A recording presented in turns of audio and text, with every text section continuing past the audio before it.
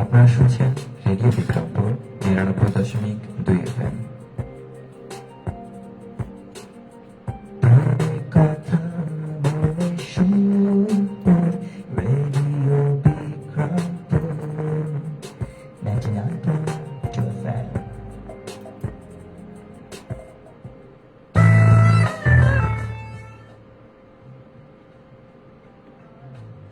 আসসালামু আলাইকুম, শুভ সন্ধ্যা।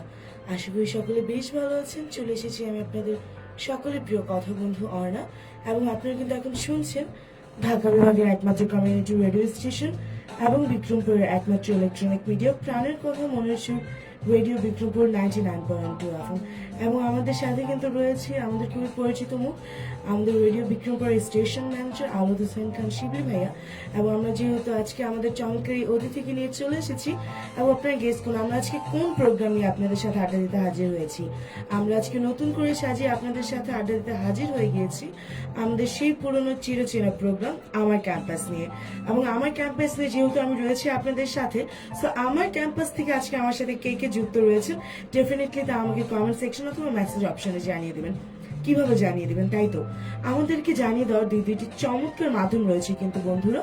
এর জন্য আপনাকে প্রথমে চলে যেতে হবে আপনার ফোনের টুইট রাইট মেসেজ অপশনে, যে লিখতে হবে RBP space your name space your location and space আপনার মনে যত কথা আছে তা লিখে আমাকে পাঠিয়ে দিন ঠিক 717 এই নম্বরে। এছাড়াও কিন্তু আপনার প্রিয় কথা বন্ধু অনেক সাথে যুক্ত হওয়ার আরও একটি চমৎকার মাধ্যম রয়েছে, এবং মাধ্যমটি কিন্তু হলো কমেন্ট সেকশন। এর জন্য আপনাকে চলে যেতে হবে আপনার ফোনের ফেসবুকের সার্চ অপশন, যে সার্চ করে নিতে হবে রেডিও বিক্রমপুর FM 99.2, এবং সার্চ করলে আপনি পেয়ে যাবেন আমাদের বিশাল বড় একটি পেজ, এবং পেজে ক্লিক করে তা একটু নিচে স্ক্রল করলে আপনি পেয়ে যাবেন আপনার প্রিয় কথা বন্ধু অর্ণার আজকে বিশেষ লাইভটি। সো আমরা দেরি করে আমরা আজকে আমাদের যে অতিথি রয়েছে আমাদের শিবলি ভাইয়া, আমরা আজকে ভাইয়ের কাছে চলে যাব। তো আসসালামু আলাইকুম ভাইয়া, কেমন আছেন? এবং অনেকটা দিন বাদে ভাইয়া আসলে আপনার আমার সাথে প্রোগ্রামে বসা, তো কেমন লাগছে ভাইয়া আজকে? ধন্যবাদ আমরা তোমাকে। সর্বপ্রথমে ধন্যবাদ জানাই রেডিও বিক্রমপুর কর্তৃপক্ষকে, যে রেডিও বিক্রমপুর কর্তৃপক্ষ নতুন করে আমার ক্যাম্পাস অনুষ্ঠানটিকে আবার নতুন করে ব্র্যান্ডিং করছে। তো এই ব্র্যান্ডিং এর প্রথম ধাপের একদম প্রথম প্রান্তিকের প্রথম অনুষ্ঠান আজ হচ্ছে। তো অর্ণাকে ধন্যবাদ, স্পেশালি অর্ণা তুমি আমাকে ইনভাইট করেছো। I am so proud. অসংখ্য ধন্যবাদ ভাইয়াকে। আসলে আমার ক্যাম্পাস মূলত হচ্ছিল যে আমার ক্যাম্পাস বলতে আমরা সবসময় বুঝি যে ক্যাম্পাসে শুধু পড়াশোনা হবে, বন্ধু বান্ধব থাকবে, হয়তো এতটুকু, কিন্তু এর বাইরেও কিন্তু আমার ক্যাম্পাসে আরো অনেক ব্যাপার থাকে।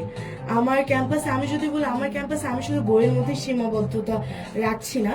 আমার বইয়ের মধ্যে বিভিন্ন জিনিস থাকতে পারে, গানও আড্ডা থাকতে পারে, ক্যান্টিনের খাবার দাবার নিয়ে কথা হতে পারে, বন্ধু বান্ধবের আড্ডা তো রয়েছে, বন্ধু বান্ধবের আড্ডা বাদেও কিন্তু প্রেম নিয়ে রসিকতা রয়েছে, প্লাস আরো বিভিন্ন ধরনের জানার আগ্রহ তো অনেক।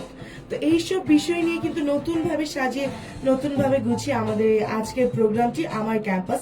এবং আমার ক্যাম্পাসে আপনারা পরবর্তীতে বিভিন্ন স্যারকে, ম্যাডামকে এবং আমাদের যে বিভিন্ন পরিচিত মুখ রয়েছে, বিভিন্ন ভাইয়া আপুকে অবশ্যই আমাদের সাথে দেখতে পাবেন, কারণ তারা এসে হাজির হবে আমাদের সাথে আমার ক্যাম্পাস নিয়ে আড্ডা দিতে।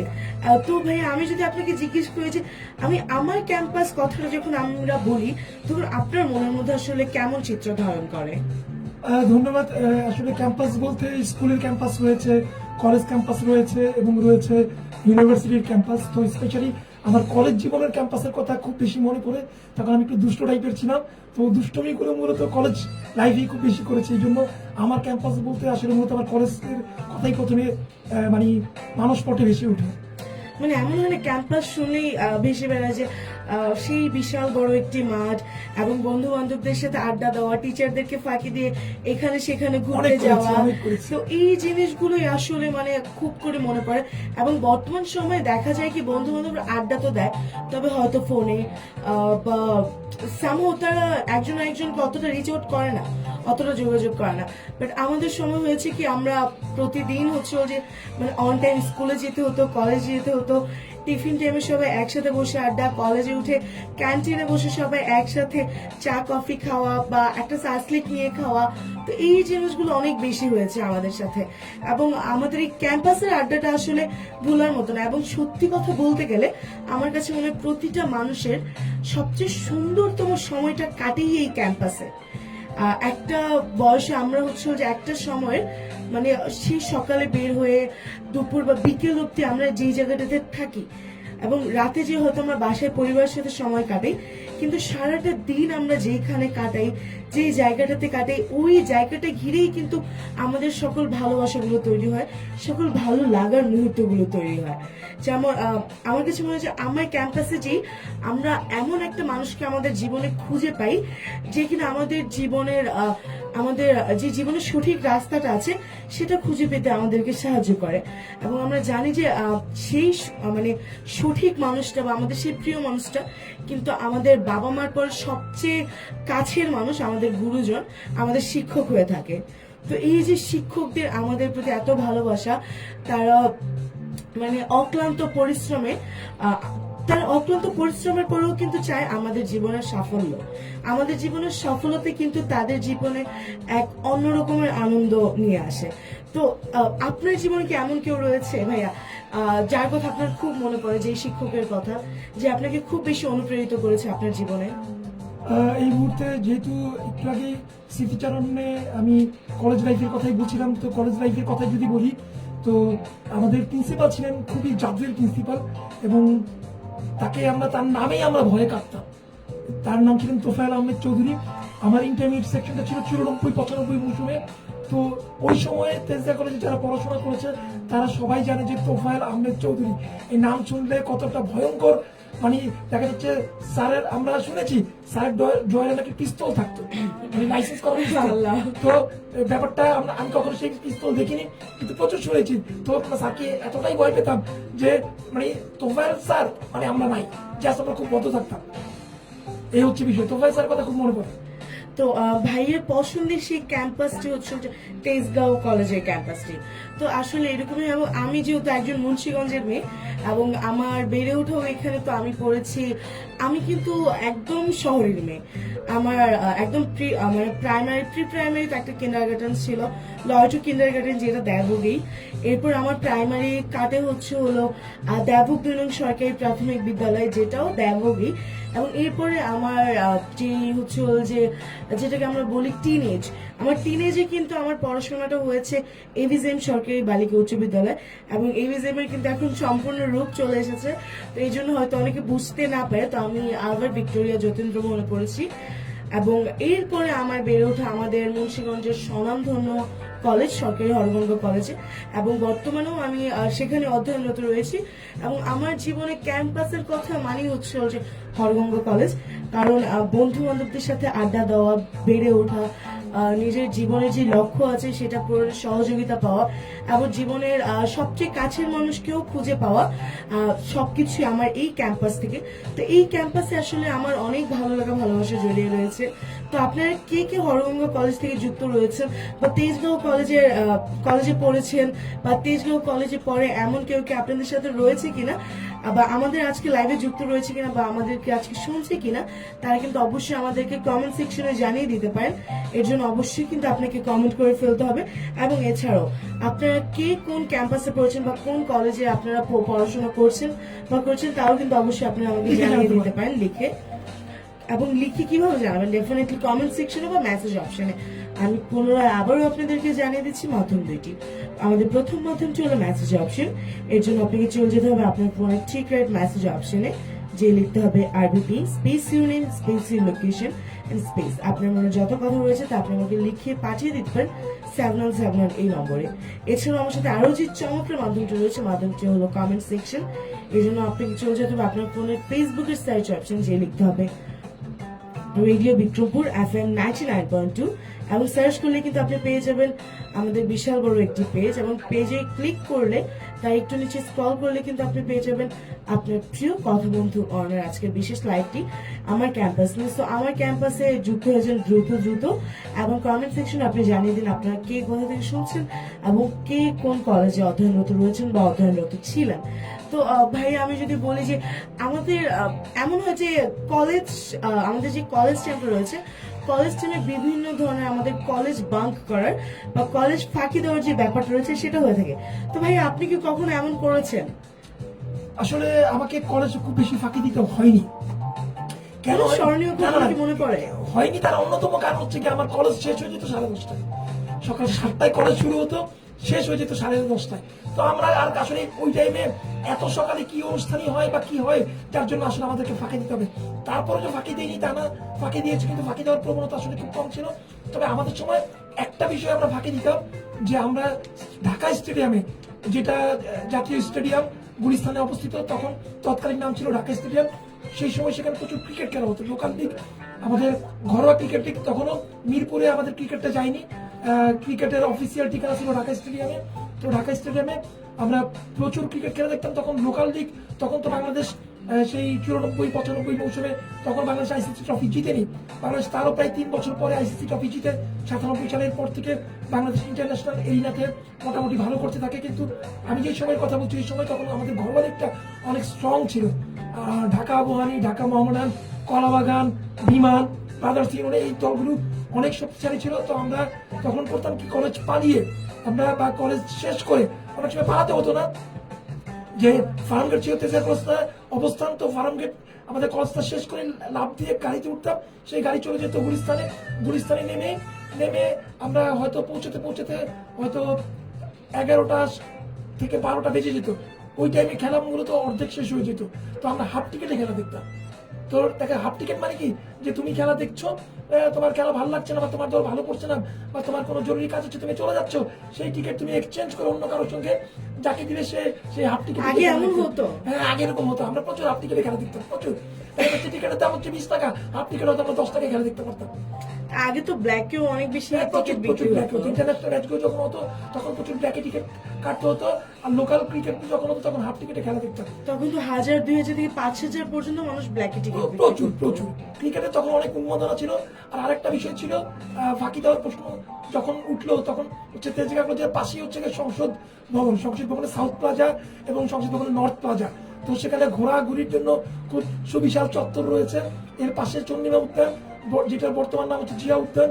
এই জিয়া উদ্যান বা চন্দ্রিমা উদ্যান যাই বলি না কেন, এখানে প্রচুর ঘোরাফেরা করতে পারতাম। আমাদের ন্যাম সম্মেলন কেন্দ্র, যেটা হচ্ছে বাংলাদেশ চিনমতি সম্মেলন কেন্দ্র, এই মাঠেও আমরা প্রচুর ঘোরাফেরা করতাম। আমাদের তেজগাঁ কলেজের উল্টা পাশে একটা পার্ক ছিল, সেই পার্কেও আমরা প্রচুর ঘোরাফেরা করতাম। তো আমাদের জন্য বিশাল এক অভয় অরণ্য ছিল, যে ঘোরাফেরা আড্ডা মারার জন্য বিশাল জায়গা ছিল।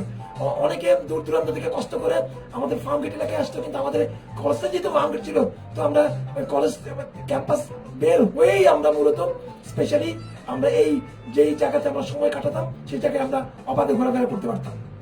তো মানে কলেজ বাঙ্ক করার সময় কি কখনো কি ধরা পড়েছেন? আমি আগেই বললাম যে আসলে কলেজ ফাঁকি দেওয়ার আসলে দরকারই হতো না। আর কলেজ আসলে আমাদের কলেজ ওই টাইপের কলেজ না যে রেসিডেন্সিয়াল মডেল বা ক্যাডেট টাইপের কলেজ না, সবসময় গেট আটকানো থাকতো, গেট সবসময় ওপেন থাকতো। তবে একটা বিষয়ের কথা না বললেই নয়, তো আমরা আরেকটা কাজ করতাম, যে আমাদের কলেজ ক্যান্টিনটা খুব স্ট্রং একটা ক্যান্টিন ছিল। তো এই ক্যান্টিনে খুব 1 টাকা দাম, সেই সময় 1 টাকা দামে সিঙ্গারা পাওয়া যেত। সিঙ্গারার সঙ্গে ছিল সরিষা বাটা, গরম গরম সিঙ্গারা সরিষা বাটা দিয়ে প্রচুর খেতাম এবং খুব টেস্টি ছিল। আমি জানি না তেজগাঁ কলেজে সেই সিঙ্গারার চলটা আছে কিনা।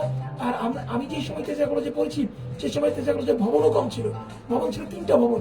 এখন তো তেজগাঁ কলেজে অনেক ভবন, 8-9টা ভবন, এবং সব ভবনগুলো ওই সময়ে একটা ভবন ছিল 6 তলা, আর বাকি 2টা ভবন ছিল 4 তলা করে।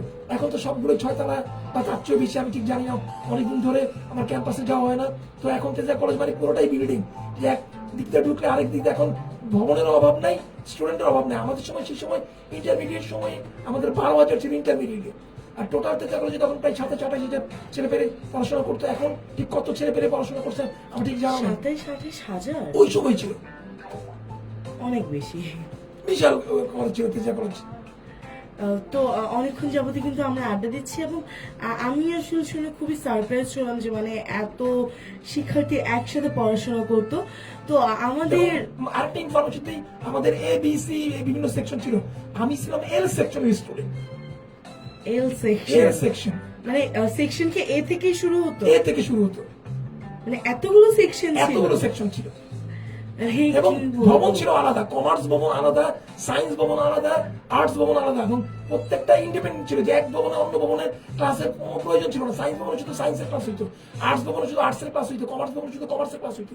রুমটা একটা ভবনই আলাদা ছিল, ওই সময় 3টা পরিপূর্ণ ভবন ছিল। মানে খুব এখন তো খুবই মনে 7-8টা অন্যরকম ভবন, ব্যাপার। তেজা করে মনে 7-8টা ভবন এখন। মানে খুবই অন্যরকম ব্যাপার এবং জগন্নাথের পরে তখন তেজা কলেজ বৃহত্তম কলেজ ছিল। তো আমি আই এম নট শিওর যে এখন জাতীয় বিশ্ববিদ্যালয়ের আন্ডারে তেজা কলেজের চেয়ে বড় কোনো কলেজ আসলে আছে কিনা আমার ঠিক জানা নেই। আচ্ছা, ওটা তো জাতীয় বিশ্ববিদ্যালয়ের আওতাভুক্ত। হ্যাঁ, তো আমরা যেটা বলছিলাম যে আসলে এরকম এবং ঢাকা বোর্ডের আন্ডারে এত বড় কলেজ ক্যাম্পাস আছে কিনা স্টুডেন্টের সংখ্যার দিক থেকে বলবো, জায়গা তেজা কলেজ আসলে ক্যাম্পাসটা খুব বেশি বড় না, কিন্তু স্টুডেন্ট বা স্টুডেন্টের যে ক্যাপাসিটি সেটা অনেক বেশি ছিল। এখনো হয়তো এরকমই রয়েছে। এরকমই রয়েছে, বরং আরো বেড়েছে, আগের চেয়ে অনেক বেড়েছে। এখন আগে ভবন কম ছিল, এখন ভবন বেশি, অবশ্যই ক্যাপাসিটি বেড়েছে। তো আমরা অনেকক্ষণ ধরে আড্ডা দিচ্ছি এবং দেখতে পাচ্ছি যে আমাদের সাথে অনেক শ্রোতা বন্ধু এবং দর্শক বন্ধুরা রয়েছে। তো আমরা দেরি না করে এখন তাদের কমেন্ট সেকশনে চলে যাই। প্রথমে দেখতে পাচ্ছি আমাদের সাথে রয়েছে Fahima Islam. Welcome to radio Bikrampur 99.2 FM। আপু বলছে হাই আপু অ্যান্ড ভাইয়া। হ্যালো আপু, কেমন আছেন আপু আপনি, এবং কোথা থেকে শুনছেন একটু আমাদেরকে জানিয়ে দিন। ফাহিমা কিন্তু নামটা খুব সুন্দর করে লিখেছে, ফাহিমা, হ্যাঁ, খুব স্টাইল করে, ভালো লেগেছে একটু ফাহিমা। unique way তে। হ্যাঁ। এরপর আমাদের সাথে রয়েছে সাফিল আর সামি ভাইয়া। ভাইয়া বলছে বিগ ফ্যান। অসংখ্য ধন্যবাদ ভাইয়া। আমার মনে হয় তোমার কথা বলেছে। অসংখ্য ধন্যবাদ ভাই, অসংখ্য ধন্যবাদ আমাদের সাথে যুক্ত থাকার জন্য। এরপর দেখতে পাচ্ছি আমাদের সাথে রয়েছে নিপুণ রয়। আর নিপুণ রয় আমাদেরকে বলছে যে প্রেম নিয়ে কথা বলুন, প্রেম নিয়ে কথা হলে ভালো হয়। আমরা তো করতে পারি নাই, মানুষের প্রেমের কথা শুনে একটু যদি সান্ত্বনা পাওয়া যায়। নিপুণ রয়, তোমাকে কেউ মানা করেনি, তুমি অবশ্যই প্রেম করতে পারো, তোমার জন্য পুরো দুনিয়াই উন্মুক্ত। তুমি বাংলাদেশি যদি হয়ে থাকো, আমি ঠিক জানি না, যদি বাংলাদেশ থেকে হয়ে থাকো বাংলাদেশি, তুমি যদি নিপুণ রয় এটা পিকচারের ছেলে একটা ছবি দেখা যাচ্ছে ধরে নিলাম, এটা কিন্তু মেয়েদের নামও আছে। যদি তুমি ছেলে হও তোমার জন্য অগণিত মেয়ে রয়েছে, আর তুমি যদি মেয়ে হও তোমার জন্য অগণিত ছেলে রয়েছে। হ্যাঁ, অবশ্যই কিন্তু করতে পারো। এবং এরপর দেখতে পাচ্ছি আমাদের সাথে রয়েছে সুমায়া সুমা আপু। Welcome to radio Bikrampur 99.2 FM। আপু বলছে কেমন আছেন আপনারা? আমি তো ভালো আছি, তুমি কেমন আছো? আলহামদুলিল্লাহ, আমিও বেশ ভালো আছি এবং ভাইয়াও কিন্তু আপু বেশ ভালো আছে। আমি আপনি কেমন? ভালো আছি বিকজ অনেকদিন পরে আমাকে কেউ ইনভাইট করলো তার প্রোগ্রামে, তো সেটা হচ্ছে অর্ণাতে। চিন্তা করলাম অর্ণার রিকোয়েস্ট কিভাবে ফেলি, তো হাজির হয়ে গেলাম। অসংখ্য ধন্যবাদ ভাইয়া আপনাকে। এবং সুমায়া সুমা আপু, তুমি কেমন আছো এবং কোথা থেকে শুনছো তাও একটু আমাকে জানিয়ে দাও। এরপর দেখতে পাচ্ছি আমাদের সাথে রয়েছে আপু। আপু বলছে নাইস প্রোগ্রাম। অসংখ্য ধন্যবাদ আপু, অসংখ্য ধন্যবাদ। এবং সুমায়াকে বলবো যে সুমায়া একটু অবশ্যই প্রোগ্রামটার জন্য উইশ করবে, কেননা আমার ক্যাম্পাস আমরা নতুন করে আবার রিব্র্যান্ডিং করছি। এই এখন থেকে এই অনুষ্ঠানের মাধ্যমে আমি সবাইকে একটু উন্মুক্ত আহ্বান জানাতে চাই, যারা যারা এই প্রোগ্রামে পার্টিসিপেট করতে চাও অবশ্যই অন্যার সঙ্গে যোগাযোগ করবে। অন্য হচ্ছে এই প্রোগ্রামের হোস্ট। তো সবাইকে নিয়ে এই প্রোগ্রামটা আমরা সাকসেসফুল করতে চাই। এবং যারা যারা স্পেশালি আমাদের মুন্সিগঞ্জের সবচেয়ে বড় কলেজ হচ্ছে হরগঙ্গা কলেজ, তো হরগঙ্গা কলেজের প্রতি আমন্ত্রণটা রইল। তার অর্থ এই না যে আমরা অন্য কোনো কলেজকে আমরা ইনভাইট করবো না, সকল স্কুল এবং সকল কলেজকে আমরা আমন্ত্রণ জানাচ্ছি। হরগঙ্গা কলেজের পাশাপাশি ইয়াজউদ্দিন কলেজ রয়েছে, আমাদের মুন্সিগঞ্জ কলেজ রয়েছে, রামপাল কলেজ রয়েছে, কাছাকাছি যারা আছে সবার জন্যই আমাদের এই আহ্বানটা রয়েছে। দূর থেকে যারা আসতে চাও তাদের জন্যই আহ্বান রয়েছে, তথা সুযোগ সবার জন্য রয়েছে। যারা আসতে চাও অবশ্যই অন্যের সঙ্গে যোগাযোগ করে সময় ও সুযোগ টাইম টেবিল ঠিক করে তোমরা চলে আসতে পারো। অবশ্যই তোমাকে আমন্ত্রণ জানানোর জন্য রেডি বিক্রমপুর ওয়েট করছে। অসংখ্য ধন্যবাদ ভাইকে। একদমই যে যে আসতে চান অবশ্যই আমাকে জানাবেন। এমন না যে শুধু হরগঙ্গা কলেজ থেকেই আসতে হবে, ব্যাপারটা এমন না।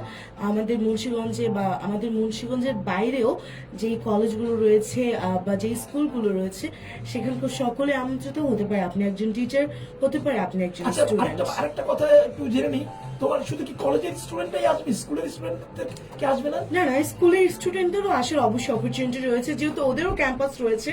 আমার ক্যাম্পাস, এখানে সকলের ক্যাম্পাসের কথা বলা হয়েছে এবং আমরা সকলের ক্যাম্পাসের অভিজ্ঞতা সম্পর্কে জানতে চাই। তার তো মানে definitely। ছোট বন্ধু যারা স্কুলে পড়ো তাদের জন্য কিন্তু সুযোগ রয়েছে। হ্যাঁ। আমার ধারণা ছিল যে অর্ণা শুধুমাত্র একটু কলেজ পড়ুয়াদেরকে আমন্ত্রণ জানাবে, কিন্তু এখন অর্ণা আমাকে কনফার্ম করলো যে না, শুধু কলেজে যারা পড়ে তারা না, স্কুলে যারা পড়ে তারাও এই অনুষ্ঠানে অবশ্যই আমন্ত্রণ পাবে। হ্যাঁ, এরপর দেখতে পাচ্ছি আপু বলছে শুনতে ভালো লাগছে। অসংখ্য ধন্যবাদ আপু, অসংখ্য ধন্যবাদ।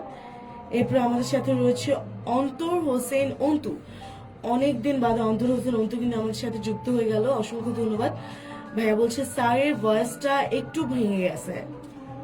ভেঙে তো যাবে, সারাদিন প্রচুর কথাবার্তা বলতে হয়, তো এই কথা বললে তারপর আজকে সকাল থেকে একটু বৃষ্টি হচ্ছে, একটু ডাল পরিবেশটা একটু ডাল, আর সকাল থেকে অনেক কথা বলতে হয়েছে। এখন বাজে প্রায় 8টা বেজে গেছে, তো আর কত মানে স্ট্রং থাকবে, তারপরেও কথা বলতে পারছি। ধন্যবাদ। আর সত্যি কথা বলতে গেলে আসলে কাহিনীটা আসলে ভালো হতো না। হ্যাঁ হ্যাঁ, আসলে এই সত্যি কথা বলতে গেলে এখন সিজনটা এমন যাচ্ছে যে প্রায় সবারই মানে গলার অবস্থাটা খুব খারাপ যাচ্ছে। ইভেন আমার সচরাচর কখনোই কিন্তু গলা ভাঙে না, তোমারটা একটু কেমন কিন্তু আঙ্কেল মানে ভাইয়া হচ্ছিল যে সেই লাস্ট প্রোগ্রাম থেকে দেখে আসছেন যে আমার গলাটা খুবই ভাঙে, এবং লাস্ট প্রোগ্রামে গলা ভাঙার জন্য আমি আসলে আপনাদের সাথে লাইভে যুক্ত হতে পারিনি। এবং এরপর দেখতে পাচ্ছি আমাদের সাথে রয়েছে অন্তু বলছে মাশাআল্লাহ, ধন্যবাদ ভাই। আরো বলছে সাজ্জাদ ভাইকে দেখতে চাই আমার ক্যাম্পাসে, ইনশাআল্লাহ কোন একদিন আপনকে নিয়ে হাজির হয়ে যাবে। একটু শিওর হলে ভালো তো, কোন সাবজেক্টের কথা বলছো তুমি, কি শিওর? আচ্ছা, আমি ও কিন্তু শিওর না। আপনকে সাজ্জাদ নামেই চিনে। আচ্ছা, ওকে, এরপর দেখতে পাচ্ছি আমাদের সাথে রয়েছে Motiur Rahman. Welcome to radio Bikrampur 99.2 FM। ভাই বলছে বিগ ফ্যান অর্ণা আপু। আমি মতিউর রহমানের সাথে একমত, বিগ ফ্যান অর্ণা। অসংখ্য ধন্যবাদ ভাইয়া, অসংখ্য ধন্যবাদ আপনাদের সকলকে। ঘড়িকাটে যেহেতু বলছে আটটা অলরেডি বেজে গেছে, 8টা বেজে 1 মিনিট, এবং যেহেতু আজান হচ্ছে তো আমরা আজানের ছোট্ট একটা বিরতিতে যাই এবং ফিরবো ছোট্ট এই আজানের বিরতির পর। কোথাও যাবেন না, সাথেই থাকুন এবং শুনতে থাকুন আমাদের রেডিও বিক্রমপুর 99.2 FM। ফিরছি ছোট্ট এই আজানের বিরতির পর।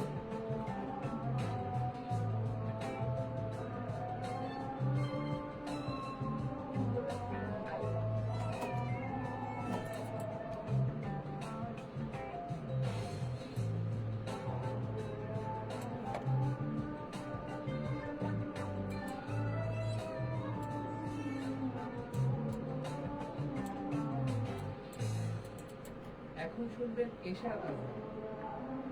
الله أكبر الله أكبر الله أكبر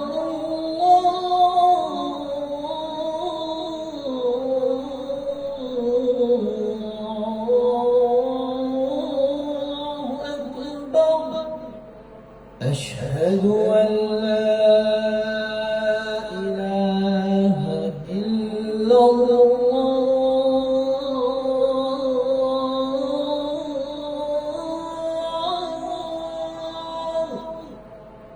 أشهد أن لا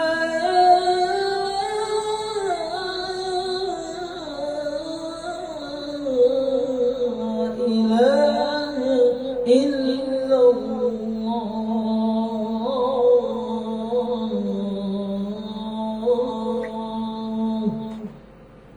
أشهد أن محمدا رسول الله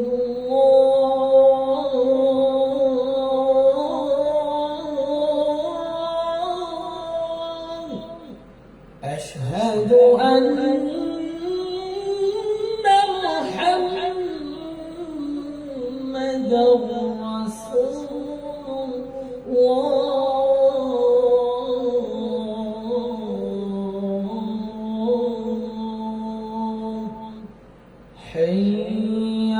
الصلاة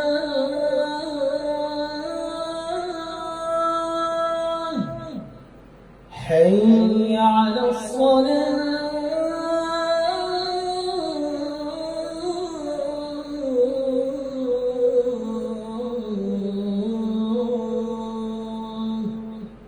حي على الفلاح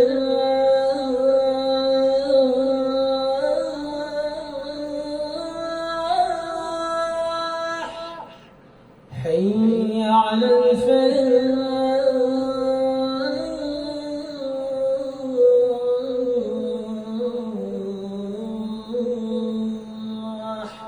الله أكبر الله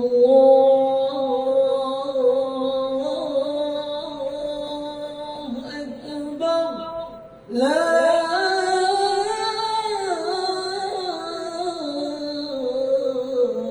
إله إلا الله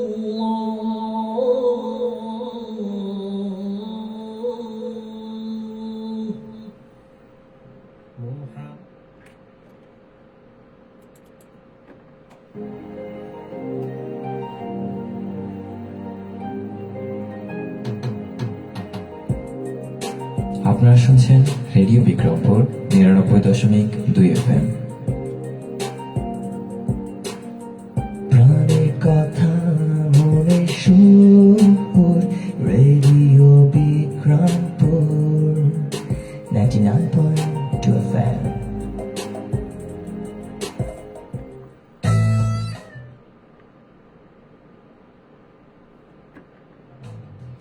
ফিরে এলাম কিন্তু আজানের বিরতির পর, এবং আপনারা কিন্তু এখন শুনছেন ঢাকা বিভাগের একমাত্র কমিউনিটি রেডিও স্টেশন এবং বিক্রমপুরের একমাত্র ইলেকট্রনিক মিডিয়া প্রাণের কথা মনের সুর রেডিও বিক্রমপুর 99.2 FM। এবং আপনারা কিন্তু এখন শুনছেন প্রতি রবিবারের নিয়মিত আয়োজন সন্ধ্যা 7টার আমার ক্যাম্পাস, এবং আমার ক্যাম্পাস নিয়ে কিন্তু আড্ডা দিতে আপনাদের সাথে হাজির হয়েছি আজকে আমি আপনাদের সকলের প্রিয় কথা বন্ধু অর্ণা, এবং সাথে কিন্তু রয়েছে আমাদের খুবই কাছের বড় ভাই, খুবই প্রিয় মানুষ, আমাদের radio বিক্রমপুরের station manager আলদ Hossain Khan শিবলি ভাইয়া। এবং আমরা কিন্তু আড্ডা দিচ্ছিলাম, আমাদের কমেন্ট সেকশনে ছিলাম, এবং আমরা আসলে দেরি না করে আমরা আবার আমাদের কমেন্ট সেকশনেই ফিরবো। দেখতে পাচ্ছি আমাদের অন্তর হোসেন অন্ত ভাইয়া বলছে যে সাজ্জাদ হোসেন আপন ভাইয়াকে দেখতে চাই এইবার সে কি আমার আর কিছু করে ক্যাম্পাস নাও। প্রোগ্রামে। এটা আসলে স্পেশালি আমার উদ্দেশ্যে লিখেছে। এখন সাজ্জাদ বলতে আমি আটকে গেছিলাম কোন সাজ্জাদ, সাজ্জাদ তো অনেক আছে। সাজ্জাদের সঙ্গে যখন আপন যুক্ত হয়ে যায় তখন আমরা ক্লিয়ার হয়ে যাই সে হচ্ছে আমাদের পরিচিত মুখ আপন। আসলে হ্যাঁ, আমার ক্যাম্পাস আসলে আমার দৃষ্টিতে আমি যখন আমার ক্যাম্পাসের কথাটা মানে আমার ক্যাম্পাস শব্দটা আমি যখন শুনতে পাই, আমার আসলে সর্বপ্রথম ওর চেহারাটাই কেন যেন মানে ভেসে ওঠে মুখের মধ্যে। মানে কারণ আমার কলেজ লাইফটি তো মূলত ও আমার যেহেতু ফ্রেন্ড ছিল, তো ওদেরকে নিয়ে আসলে আমার ক্যাম্পাসটা আসলে কেটেছে। এবং সত্যি কথা বলতে গেলে ভাই, আপনি যেহেতু জানেন যে আমি আসলে খুব বেশি মানে লাইফটাকে এনজয় করতে পছন্দ করি, তো আমি যেমন পড়াশোনা করেছি তেমন ঘোরাঘুরিও করেছি, কলেজ বাঙ্ক করেছি, তো সবকিছু আসলে ওদেরকে নিয়ে। তো একবার এরকম হয়েছে যে আমার বার্থডে 2-3 দিন পর আমি ওদেরকে বললাম যে আজকে কোথাও ঘুরতে নিয়ে যাবো, আজকে তোদেরকে ট্রিট দেই। তো যেমন কথা তেমন কথা ফার্স্টে আমরা ভাবলাম যে আমরা একটু ঢাকা যেয়ে ঘোরাঘুরি করি, দেন ভাবলাম যে না, ঢাকা তো অনেক যাওয়া হয় আমাদের, তো সেখানে আবার যাওয়াটা কেমন। তো অনেক কথাবার্তা বলা, ইভেন আমাদের যে আরেকজন কথা বন্ধু রয়েছে দিনাও আমাদের এই দুষ্টুমিতে সামিল ছিল, এবং আমরা হচ্ছে সকলে মিলে ডিসাইড করলাম আমরা সোনারগাঁও যাব। তো ওদিন আমরা হচ্ছে যে আমাদের কলেজ বাঙ্ক করে আমরা সোনারগাঁও ঘুরতে গেছিলাম, এবং ঠিক সন্ধ্যায় আমরা ফিরে আসি, এবং ফিরে এসে আমি আবার আপনাদের সাথে প্রোগ্রামেও অ্যাটেন্ড করেছিলাম। তো ওই দিনটা খুবই সুন্দর একটা দিন ছিল। তোমার কথা শুনে আমার একটা পূর্ণ স্মৃতির কথা মনে পড়লো। এটা অনেক দিন আগে, খুব সম্ভবত 8-9 বছর আগে হবে। রেডিও বিক্রমপুর থেকে আমরা একবার সোনারগাঁও গিয়েছিলাম। তো কিভাবে গিয়েছিলাম সেটা হচ্ছে একটা ট্রলারে করে, বর্ষাকাল ছিল, মুন্সিগঞ্জ লঞ্চঘাট থেকে আমরা একটা ট্রলার রিজার্ভ করি, সেই ট্রলারে করে গিয়েছিলাম। তো সেই সোনারগাঁওর কথা শুনে সেই দারুণ একটা স্মৃতি মনে পড়ে। তোমরা কি ট্রলারে গিয়েছিলে নাকি বাসে গিয়েছিলে? আমরা আসার সময় ট্রলারে গিয়েছিলাম। এই পথটা মনে এখনো বেশ জনপ্রিয়। হ্যাঁ, ট্রলারে যাওয়া হয়, কিন্তু আমি বর্ষাকালে গিয়েছিলাম, মানে খুবই এক্সাইটিং, মানে সময়টা কেটেছিল, খুব এক্সাইটেড ছিলাম আমরা, দুর্দান্ত, মানে টোটাল পথটা ট্রলারে ছিল এবং বেশ মজা ছিল। আসলে এরকম অনেক অনেক এক্সপিরিয়েন্স কিন্তু রয়েছে। তো এগুলো শোনার জন্য হলেও কিন্তু আপনাদের আমাদের সাথে যুক্ত হবে, কারণ আমাদের কাছে কিন্তু রয়েছে ভরপুর বিনোদন, ভরপুর আড্ডা দেওয়ার মতো গল্প। তো যারা যারা এখনো যুক্ত হয়নি, আবারও বলছি শেষ সময়ের জন্য হলেও দ্রুত যুক্ত হয়েছেন, যেহেতু ঘড়ি কাটা বলছে 8:09, মানে আর অল্প কিছু সময় আছে আমাদের হাতে। তবুও কিন্তু আমরা অনেকটা আড্ডা দিব। এরপর দেখতে আচ্ছা পাচ্ছি অর্ণা, আমরা তো আসলে কলেজ নিয়েই আসলে বেশি কথা বলছি। তো স্কুলের বন্ধু যারা আছে তারা হয়তো মনে মনে ভাবতে পারো যে এটা কি শুধুমাত্র কলেজের গল্পই কি না, হবে? না, না, মোটেও না, মোটেও আমরা কিন্তু না। স্কুলের গল্প করবো তোমাদের জন্য। তো তোমার স্কুল সম্পর্কে যদি একটু কিছু বলতে। আমার স্কুল জীবনটা মূলত কেটেছে, আমি অ্যাকচুয়ালি যখন আমাদের তো ভর্তি পরীক্ষা দিয়ে ভর্তি হতে হতো, তা আমি যদি সেখান থেকে বলি, তো সেই সময় আমি জানি না কেন আমার আম্মু আব্বু বড় আপু প্লাস আমি যে টিচারদের কাছে পড়তাম, সবাই না খুব চিন্তিত ছিল। Chance পাবে কি, chance পাবে না, ভর্তি হতে পারবে পাবে কি কি হবে না। পাবে না, মানে খুবই সিরিয়াস একটা পরীক্ষা। মানে এমন মনে হচ্ছিল যেন বিসিএস পরীক্ষা দিচ্ছি, এত এই tension পরীক্ষায় যদি পাশ করতে না পারি হয়তো আমার জীবন শেষ। এরকম না যে বিসিএস পরীক্ষা দিতে না পারলে জীবন শেষ হয়ে যায়, বাট সিচুয়েশনটা ওইরকম ছিল তখন, চিন্তাধারাই অন্যরকম ছিল। তো আমি পরীক্ষা দিয়ে তো বেশ নিশ্চিন্ত রয়েছি। পরীক্ষা তা ভালো আমাকে হয়েছে? আমার আসলে ওই রকমের চিন্তা ভাবনাই নেই, পরীক্ষা ভালো হয়েছে খারাপ হয়েছে, দেওয়া দরকার দিয়েছি। তো বের হওয়ার পর থেকে সবাই কেমন দিয়েছো পরীক্ষা, ভালো দিয়েছো নাকি, খুবই চিন্তিত। বাসায় যাওয়ার পর আমি একটা গল্পের বই নিয়ে গল্পের বই পড়া শুরু করলাম। আম্মু আব্বু বড় বসে বলছে ওর কোনো চিন্তাই নেই, বাসায় এসে গল্পের বই পড়া শুরু করে দিল, দেখো তোমার মেয়ে কি করে। না আমি না খুবই সারপ্রাইজ প্লাস ডিস্টার্ব যে এরকম কেন করছে। তো রাতে কি এমন রেজাল্ট পরীক্ষা তার জন্য সবাইকে এত উদ্বিগ্ন? একদমই কারণ আমাকে তো বলা হয়েছিল যে আমাদের সময় তো পিএসসি পরীক্ষা হতো, সমাপনী পরীক্ষার পর আর কোনো পড়াশোনা নেই, অত চাপ নেই। কিন্তু আমাকে ভর্তি এরপর পরীক্ষা আস্তে দিতে আস্তে বুঝতে পেরেছি যে এটা কত বড় রকমের একটা মানে ফাঁকিবাজি আমাদের সাথে। এরপর যে পড়াশোনা বাড়তেই থাকে, মানে পিএসসি পরীক্ষার পর 2 দিনও বন্ধ দেয়নি, একদিন রেস্ট দিয়েছে, তারপরের দিন থেকে কোচিং শুরু করিয়ে দিয়েছিল। এরকমই তো রাত আমার এখন মনে হচ্ছে রাত 11টার দিকে রেজাল্ট, এবং তখন কড়া শীত, মানে খুব বাজে রকমের শীত। ওই সময় আমাকে নিয়ে বের হয়ে যায়, প্লাস আমার তখন আপুর নতুন নতুন বিয়ে হয়, ভাইয়াকে নিয়ে রেজাল্ট দেখতে চলো। যেহেতু আমার আম্মু কেন যেন নিচের থেকে রেজাল্ট দেখা শুরু করলো, মানে ওনারা হয়তো আমার উপর কনফিডেন্স নেই। তো এরকম তো 4-5টা শীট থেকে, তো আম্মু 3টা শীট শেষ করে ফেলছে, আমার নাম্বার নেই। আম্মু চোখ দিয়ে কেমন যেন পানি আসতেছে, শিওর যে চান্স পাই। হ্যাঁ চান্স পায় নাই। তো আমিও না ভয় পেয়ে গেলাম আম্মুকে কান্না করতে দেখে। তো ভাইয়া বললো যে আচ্ছা আমি ওই 2টা চেক করি। তো ভাইয়াও কেন যেন সেকেন্ডটা চেক করলো, ফার্স্টটা চেক করলো না। তো আমার দিকে ভাইয়া থাকে তুই মনে হয় চান্স পাস নাই রে। তা আমি তো তখন একটা বাচ্চা, তো আমিও না খুব ভয় পেয়ে গেছি, মানে একদম কাঁচু মাচু দিয়ে আছে, একদম সাইডে যেয়ে দাঁড়িয়ে আছে। এবং তখন দেখতেছি যে আমার খুবই পছন্দের একজন শিক্ষক শাহাবুদ্দিন স্যার ইংলিশের টিচার ছিলেন, এবং স্যার খুব ভালো পড়াতেন। তো আমি হচ্ছিল ভর্তি পরীক্ষার সময় স্যারের কাছে পড়েছি, অনিল স্যারের কাছে পড়েছি। তো স্যার আসছে এবং স্যার বলছে মিষ্টি কই। তো আমি ভেবেছি হয়তো আমি চান্স পাই, এর জন্য স্যার বলছে মিষ্টি কই, মানে আমরা বুঝাতাম না ছোটবেলায় যে লাড্ডু মানে তুমি আন্ডা পেলেই মিষ্টি। তো তারপর স্যার বললো যে এই মেয়ে তুমি কান্না করতেছো কেন। আমি বললাম যে স্যার আমি হয়তো চান্স পাই। স্যার বলছে না তুমি কিন্তু খুব ভালো রেজাল্ট করেছো, অ্যান্ড সারপ্রাইজিংলি আমি 1 থেকে 10-এর মধ্যে ছিলাম। তো এই জিনিসটা আসলে খুবই ভালো লাগে। আমি আসলে সপ্তম হয়েছিলাম, এবং আমরা যেটা জানি যে সেই সময় ভর্তি পরীক্ষা কিন্তু এমন না যে মাত্র 200-300 জন পরীক্ষা দিত, 10,000-এরও অধিক মানুষ কিন্তু পরীক্ষা দিত। এবং এখন তো লটারির মাধ্যমে হয়। ওই সময় তো আসলে ভর্তি পরীক্ষায় কালচারটা ছিল। হ্যাঁ তখন আরো বেশি স্টুডেন্ট ছিল। আমি আমার একটা আনুমানিক ধারণা থেকে বললাম। তো এত মানুষের সাথে ফাইট দিয়ে, এবং ডে শিফটে আসলে সবচেয়ে বেশি ভর্তি পরীক্ষা হতো মর্নিং শিফটের থেকে। তোমার কথা শুনে আমার একটা পুরনো স্মৃতির কথা মনে পড়লো। আমার যখন ইন্টারমিডিয়েট রেজাল্ট দেয় তখন কিন্তু আমার এই ধরনের একটা মানে স্মৃতি এই মুহূর্তে মনে পড়ছে। এরকম? জাস্ট আমিও জাস্ট নিচের থেকে তখন আমাদের সময় ওই সময় রেজাল্ট খুব কলাপস করেছে, মানে প্রচুর ফেল, খুব বাজে অবস্থা, পরিচিত বন্ধু বান্ধব সবাই কান্নাকাটি করতেছে, সবাই মানে ফেল টেল একটা মেসাকার অবস্থা। আমিও রেজাল্ট শিটের নিচ থেকে নাম দেখছি নাই। আমাদের সময় ডিভিশন ছিল, প্রথমে 3rd ডিভিশন।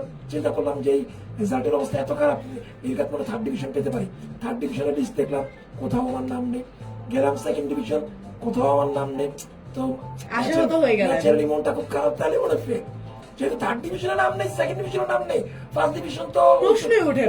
ওই সময়ে মানে রেজাল্ট এত খারাপ পড়ছে যে 1st ডিভিশন স্বপ্নেও আমরা চিন্তা করতে পারতেছি না যে কেউ 1st ডিভিশন পাবে। তো মন খুব খারাপ, তারপরে সান্ত্বনা সূচক যে না ঠিক আছে একটু দেখি যে কারা কারা 1st ডিভিশন পেল। তো যখন দেখলাম যে আমি ফার্স্ট ডিভিশন পেয়েছি উইথ লেটার, আমাদের সময় লেটার বলা হতো, তোমাদের সময় যেমন জিপিএ বলা হয়, আমাদের সময় যেই Letter বলা হতো, হ্যাঁ। সাবজেক্টে 80+ মার্ক পেতাম সেই সাবজেক্ট বলা হতো যে লেটার। Letter পেয়েছি, হ্যাঁ। দেখলাম যে ফার্স্ট ডিভিশন উইথ একটা লেটারও পেলাম, অ্যাকাউন্টিং এর লেটার। তো আমি খুশিতে আমার চোখ দিয়ে পুরো আমি মানে কান্না এবং খুব বাজে অবস্থা। তো আমার এক বন্ধু আইসা আমাকে সান্ত্বনা দিচ্ছি যে দোস্ত মন খারাপ করো না, অনেকেই ফেল করছে, আমরাও তো ফেল করছি, তো মন খারাপের কি আছে, মন খারাপের কিছু নাই, আবার পরীক্ষা দিবা। আমি বললাম যে আমি তো আসলে ফেল করিনি দোস্ত, আমি তো আসলে ফার্স্ট ডিভিশন পাইছি এবং একটা লেটার। এই ওটা তোর মাইট দিব ইচ্ছা মতো, ওটা ফার্স্ট পরিস্থিতি কান্নাকাটি করতেছিস। আমি বললাম না আসলে দোস্ত, তো সবাই খুব হাইলি অ্যাপ্রিসিয়েট করলো। ওই সময় আসলে ফার্স্ট ডিভিশন পাওয়াটা খুবই ডিফিকাল্ট ছিল, আবার একটা লেটারও ছিল। এটা আসলে আমার জন্য খুবই একটা আনন্দের একটা বিষয় ছিল। আচ্ছা, যে বিষয় নিয়ে আমরা আসলে কথা বলছিলাম, স্কুল জীবন, হ্যাঁ। তো এরপর আসলে প্রাইমারি সেকশনটা কোথায় ছিল? দেবক দৈনিক সরকারি এই প্রাথমিক দেবক বিদ্যালয়, দৈনিক। হ্যাঁ ও আচ্ছা। একদমই আমাদের রেডিওর পাশেই। তো যেটা বলছিলাম, তো স্কুল জীবন, তারপর ভর্তি হলাম, ভর্তি হওয়ার পর তো ক্লাস ক্যাপ্টেন, সেরকম একটা ব্যাপার স্যাপার। সব টিচাররা মানে এসে এসে দেখে যায় যে আল্লাহ ওরা ভালো রেজাল্টটা করেছে। তো অন্যরকম একটা মুহূর্তে সবার থেকে অ্যাটেনশন পাচ্ছি, এবং ছোট হোক কি বড় সবারই কিন্তু অ্যাটেনশন পেলে খুব ভালো লাগে যখন সবাই আদর করে। তো আমারও সেই ভালো লাগাটা শুরু হলো। তারপর এবং যেটা হচ্ছে, আমাদের স্কুল টাইমেও নির্বাচন হতো। বর্তমান যেমন আমাদের কলেজে ছাত্র পরিষদ গঠিত হয়, এবং আমাদের হরগঙ্গ কলেজেও কিন্তু খুব দ্রুত হবে ইনশাল্লাহ, আমরা এই আশা রাখি। তো সেই সময় হচ্ছে স্কুলে সেখানে কি আমরা তোমাকে পাবো, সম্ভাবনা আছে? দেখা যাক, দেখা যাক, বেঁচে থাকলে হতেও যদি পারে। আল্লাহ চায় হতেও পারে, হতেও পারে। তো সেরকমই হয়েছিল। এবং সেই সময় আমার মনে আছে যে আমাদের যে ওই যে থাকে না যে নির্বাচন কমিশনার, তো যে হেড থেকে, আমার এক্স্যাক্টলি নামগুলো না মনে নেই এখন। তো আমি কোনো পোলিং অফিসার ছিলাম না, যে হেড থাকে না, তো আমি তো সেইটা ছিলাম। এবং আমি নির্বাচন করিনি, কারণ হচ্ছিল যে আমি তখন আমার ফ্রেন্ডের সাপোর্টে ছিলাম। আমার মনে হচ্ছিল যে না, আমার ফ্রেন্ড দাঁড়াক, আমি ওকে সাপোর্ট করবো, আমার ফ্রেন্ড জিতে যাওয়া মানে আমার জিতে যাওয়া। তখন মানে আমার পার্সপেক্টিভটাই ছিল এরকম যে বন্ধুত্ব জিনিসটাকে তখন আমি অনেক হাইলাইট করে দেখতাম। এবং এখনো আমার কাছে মনে হয় যে বন্ধুত্ব জিনিসটা আসলেই ওই রকম, কোনো কিছু পাওয়ার আসে আসলে বন্ধুত্ব হয় না। আমাদের কলেজের সময় কিন্তু আমরা কলেজ নির্বাচন পেয়েছিলাম এবং ব্যাপকভাবে ভোট দিয়েছিলাম। তো এই জিনিসটা আসলে পার্টিসিপেট করা উচিত, খুব মজা, অন্যরকম অনুভূতি কলেজ তৈরি হয়। নির্বাচনগুলো আসলে খুব মজা হয়। আমাদের সময় এতটা সহিংসতা ছিল না, এখন তো বর্তমানে তো ভালো। যা তা অবস্থা। আমরা ঢাকা ইউনিভার্সিটি নির্বাচন দেখলাম, ডাকসু নির্বাচন দেখলাম, তেমন কোনো সহিংসতা নেই, বেশ ভালো লেগেছে। না। আমরা তবে, জাতীয় নির্বাচন দেখলাম, সেটা কোনো সহিংসতা নেই। যেহেতু এই ধারা বাহিকতা যদি অব্যাহত থাকে তাহলে আশা করি প্রত্যেকটা স্কুল এবং প্রত্যেকটা কলেজে, ইউনিভার্সিটিতে আসলে নির্বাচন হতেই পারে। হ্যাঁ, এবং স্থানীয় পর্যায়গুলো তো হওয়া আসলে খুব দরকার। তাহলে আসলে বর্তমানে যে ছেলে পেলে বা ছেলেমেয়েরা রয়েছে, যেসব শিক্ষার্থীরা রয়েছে, এদের মধ্যে আসলে যে চর্চাটা রয়েছে, রাজনীতির চর্চাটা, সেটা আসলে উদীয়মান হবে অবশ্যই। এবং আমাদের দেশ ভবিষ্যতে হয়তোবা এই থেকে মানে এই তরুণ প্রজন্মের থেকে হয়তোবা সুন্দর ভবিষ্যৎ পাবে, আমরা এই আশাই রাখবো। এবং এরপর আমরা আবার ফিরে যাই আমাদের যে, তো ওই সময়টাতে আঙ্কেল ভাই আমি যদি আরেকটু বলি যে আমার ওই সময় আরো যে হরিবল এক্সপিরিয়েন্স গুলো রয়েছে, আমি আসলে কলেজ টাইম বা স্কুল টাইমে আমি খুব মারামারি করতাম। জঙ্গি দেখবে। খুব জঙ্গি না, মানে কেমন হতো, আমার স্কুলের কারোর সাথে ফাইট হতো না। ওই আমরা ফুটবল খেলতে যেতাম, ক্রিকেট খেলতে যেতাম, বা তুমি ক্রিকেট খেলেছি স্কুল লাইফে? ফুটবল খেলেছি, ক্রিকেট খেললে ফুটবল খেলেছি, প্লাস আরো অনেক খেলা ছিল, যে ব্যাডমিন্টন খেলা ছিল, তুমি কাবাডি খেলা আরেকটু ছিল। চর্চা করতে তাহলে দেশ কিন্তু একটা নারী ফুটবলার পেতে পারতো ন্যাশনাল টিম। তো ওই টাইমে যখন আমরা খেলে যেতাম, তুমি কি গোল করেছিলে? না, তুমি তো স্কুলে এখন যেমন তুমি একটু নাদোষ নদোষ, স্কুলে কিরকম নাদোষ নদোষ ছিল? স্কুলে একটু কম ছিলাম, একটু কম ছিলাম। তো ওই টাইমে হতো কি, তো এক স্কুলের সাথে আরেক স্কুলে যখন ফাইট হতো, আমরা আমাদেরকে বলতেছে আমরা এরকম না, আমরা এখনো মনে করি যে আমাদের এবিজিএম সেরা। এবিজিএম অবশ্যই মুন্সিগঞ্জের প্রেক্ষাপটে এবিজিএম অবশ্যই খুব ভালো একটি স্কুল। এবিজিএম এর স্বনামধন্য স্কুল, একদম। রেজাল্টই তার প্রমাণ করে যে এবিজিএম এখনো 100 বছরের পুরনো স্কুল, এখনো তার সুনাম এবিজিএম ধরে রেখেছে। ইভেন মানে লাস্ট যে এসএসসি পরীক্ষা ছিল সেখানে এবিজিএম মানে মুন্সিগঞ্জের থেকে বেশ ভালো রেজাল্ট করেছে। হ্যাঁ, খুবই ভালো রেজাল্ট করেছে, এবং সদরের মধ্যে আসলে প্রথম হয়েছে। তো এই যে, তো ওই টাইমে এরকম মানে একটা অবস্থা ছিল যে সবকিছুতেই মানে একদম, আর যেহেতু হচ্ছিল যে ক্লাস ক্যাপ্টেন ছিলাম, 7-8 এই ধারাবাহিকতা হচ্ছিল যে বজায় থাকে। 9-এ উঠে আসলে একটু ডিস্টার্ব হয়ে গিয়েছিলাম যে আমি সায়েন্স নেবো না আর্টস নেবো, কারণ আমি আমার ফ্রেন্ডসরা আর্টস নিয়েছিল, তো আমি আর্টসে যেতে চেয়েছিলাম। বাট আবার একদিকে দেখুন আমার অনেক ফ্রেন্ড সায়েন্সও নিয়ে ফেলেছে, কমার্সে ওরকম কেউ ছিল না। তো আমার মনে হয় ফ্রেন্ডসদের থ্রু আমি এদিকে দিকে যাই। বাট দেন বাসায় বলছিল যে না তুমি সায়েন্স নাও, তো সায়েন্স না হলো তো একটু ডিস্টার্ব ছিলাম পড়াশোনা নিয়ে, কারণ পড়াশোনাটা একবারই মানে হুট করে অন্যরকম ভাবে চলে গেল। তো তবুও অনেক সায়েন্স আলাদা নেওয়ার হয়েছে। একটা সুবিধা আছে। প্র্যাকটিক্যাল নো প্র্যাকটিক্যাল কথা বলিনি, সায়েন্স নিয়ে মাইগ্রেশন করতে খুব সহজ হয়। যে কোনো হ্যাঁ। সায়েন্সের স্টুডেন্ট যারা আছে তারা খুব সহজেই অন্য সাবজেক্টে মাইগ্রেশন করতে পারে, অন্য সাবজেক্টে খুব দ্রুত হ্যাঁ। ক্যাচ করতে পারে ইতিহাস বলে। তার অর্থ আমি এই বলছি না যে আর্টসের স্টুডেন্টদের মেধা খারাপ, আর্টসের স্টুডেন্ট মাইগ্রেশন আসলে খুব কম করে, সায়েন্সের স্টুডেন্টরা কিন্তু প্রচুর মাইগ্রেশন করতে পারে। বা migration আমাদের করতে পারে 6 বেশি। মাস পর্যন্ত অপরচুনিটি ছিল চেঞ্জ করার, কমার্সের বা আর্টসের, বা আর্টস বা কমার্স থেকে হচ্ছিল যে কাউকে অপরচুনিটিটা দেওয়া হয়নি, এটা সত্যি কথা, এটা ট্রু। এবং না অনেকে ছিল, যেমন আমার যে ফ্রেন্ডটা হচ্ছিল যে আর্টসে গিয়েছিল, ওরও লাইক ছিল এবং ও আসলে খুবই ভালো স্টুডেন্ট ছিল, এইটা গোল্ডেন পেয়েছিল। বাট ওকে অনেকবার বলার পর বলেছে যে না আমি আর্টসেই থাকবো এবং আমি আর্টস থেকে Determined. ভালো রেজাল্ট করবো। ও আমি একদম কি প্রশ্ন কেন এমনটা বললো, বলেছি তোরা যে এত কম্পিটিশনের মধ্যে আমি এখানে বিন্দাস প্রতিবারই ফার্স্ট হবো, আমি কেন এখানে যাব এত কম্পিটিশন। খালি মাঠে সে গোল দিবে। হ্যাঁ দাম বললাম যে যাক ভালো, কিন্তু ওর আইডিয়াটাও কিন্তু খুব ভালো এবং ও কিন্তু বর্তমানে খুব ভালো জায়গায় রয়েছে আলহামদুলিল্লাহ। না আর্টসেও কিন্তু অনেকে এই বিষয়টাকে খুব পজিটিভলি দেখেন, আর্টসেও কিন্তু অনেক ভালো ভালো সাবজেক্ট রয়েছে। একদম। অতএব আমরা সায়েন্সে পড়ি বা আর্টসে পড়ি বা কমার্সে পড়ি, যেই সাবজেক্টই পড়ি না কেন রেজাল্ট ভালো করতে হবে। ভালো যখন আমি ভালো রেজাল্ট করবো তখন একটা ভালো সাবজেক্টে আমার গ্র্যাজুয়েশন করার সুবিধা থাকবে। গ্র্যাজুয়েশনের পর পোস্ট গ্র্যাজুয়েশন যখন আমি করতে পারবো তখন অবশ্যই আমার অপরচুনিটি অনেক বেড়ে যাবে। কিন্তু আমি যদি স্কুল লাইফে এবং কলেজ লাইফে ভালো পড়াশোনা না করি, স্পেশালি স্কুল লাইফে যদি ভালো পড়াশোনা না করি, আমার পক্ষে ভালো কলেজে ভর্তি হওয়া সম্ভব হবে না। আর ভালো কলেজে ভর্তি না হতে পারলে ভালো রেজাল্ট করা সম্ভব হবে না। আর ভালো রেজাল্ট না করতে পারলে আমার পক্ষে ভালো ইউনিভার্সিটিতে ভর্তি হওয়া কোনোভাবেই সম্ভব হবে না। আর ভালো ইউনিভার্সিটি না হলে ডেফিনেটলি ভালো ক্যারিয়ার করাটাও কিন্তু খুব difficult, খুবই খুব কঠিন। তো ভাই আমি যদি আপনার সাথে আমার আরেকটা হরিবল একটা কাহিনী যদি শেয়ার করি স্কুল লাইফের, আমি যখন ক্লাস 10 উঠে গেলাম, কেন যেন আমার মাঝে মানে একদম সিনিয়র একটা ভাব চলে আসলো এবং প্রায় সবাই অবশ্যই মানে টেনের তো স্কুলের টেন তো সবচেয়ে সিনিয়র তো ভাবতে মানে আসবে। একটু অন্যরকমের আমাদের সময় ছিল, আমাদের সময় পজিটিভ কোনো ভাবনা, একটু ব্যাড মাইন্ডেড। একটু মাস্টার টাইপের। হ্যাঁ মানে এরকম হতো যে টিফিন টাইমের পরে কোনো বাচ্চা কাচ্চা যদি বাইরে দেখতাম, এই মেয়ে তুমি বাইরে কেন যাও, কলেজের দুইটা রাউন্ড ঘুরে একটু রাউন্ড ঘুরাবা, রাউন্ড ঘুরিয়ে এক বোতল পানি ভরে আমাকে এনে দিবা, তারপরে ক্লাসে যাবা। এই জিনিসটা অনেক করেছে এবং একবার স্যারের কাছে ধরা খেয়েছি, ধরা খাওয়ার পর স্যার বলে এরকম করার কারণ, স্যার ও তো আমার হচ্ছিল যে ফ্রেন্ডের হচ্ছিল যে বোন, এবং আমি ওকে বাইরে দেখে আসলে এটা পছন্দ করিনি। ও যদি এখন থেকে ফাঁকিবাজি করে তাহলে ইন ফিউচার কি করবে মানে তোমার কথা শুনে আসলে আমারও সেই পুরনো স্মৃতির কথা মনে পড়লো। আমার স্কুল ছিল ঢাকার তেজগাঁতে, তো নাখালপাড়া স্কুল। তোমার যেমন দুইটা স্কুল, প্রাইমারি একটা স্কুল ছিল আর সেকেন্ডারি একটা স্কুল ছিল। আমার সৌভাগ্যক্রমে আমার স্কুল ছিল একটাই, ক্লাস 1-এ ভর্তি হয়েছি এবং সেখান থেকে পড়াশোনা করে ক্লাস 10 পর্যন্ত ওই স্কুলে পড়াশোনা করেছিলাম। এটা হচ্ছে রাজধানী তেজগাঁর একটি স্কুল। স্কুলটির নাম ছিল নাখালপাড়া হোসেন আলী উচ্চ বিদ্যালয়। তো এই স্কুলটিতে অনেক স্মৃতি, আমার অনেক বন্ধু বান্ধব রয়েছে এবং যারা অবশ্যই যার যার কর্মক্ষেত্রে সবাই অত্যন্ত সফলতার সাথে সার্ভিস করছে, কেউ ব্যবসা বাণিজ্য করছে। সকল বন্ধুদেরকে এই মুহূর্তে খুব মিস করছি। আমার ক্যাম্পাস আসলে আসলে তাদের কথা মনে পড়ে। তো সবাই ইন দ্য মিটিং কেউ যদি দেখে থাকে এই অনুষ্ঠানটা বা পরবর্তীতে যারা দেখছো, সবার জন্য শুভকামনা থাকবে। এবং অবশ্যই সবার নাম এই মুহূর্তে বলতে পারলে আমার খুব ভালো লাগতো, কিন্তু সবার নাম আসলে বলতে পারছি না। ইনফ্যাক্ট আমি আসলে কারণ আমি বলতে চাচ্ছি না যে কারো নাম বলবো, কারো নাম হয়তো বলতে পারবো না, যার নাম বলতে পারবো না সে হয়তো মনে কষ্ট পাবে। তো এই মুহূর্তে আমি আবার সে 94 ব্যাচের সকল বন্ধুদেরকে গভীর শ্রদ্ধার সাথে স্মরণ করছি, গভীর ভালোবাসার সাথে স্মরণ করছি। তোমরা সবাই সুস্থ থাকো, যেহেতু আমাদের একটু বয়স হয়ে গেছে, অনেকেরই রোগ শোক হয়ে গেছে, ইতিমধ্যে বেশ কয়েকজন বন্ধু এক্সপায়ার হয়ে গেছে।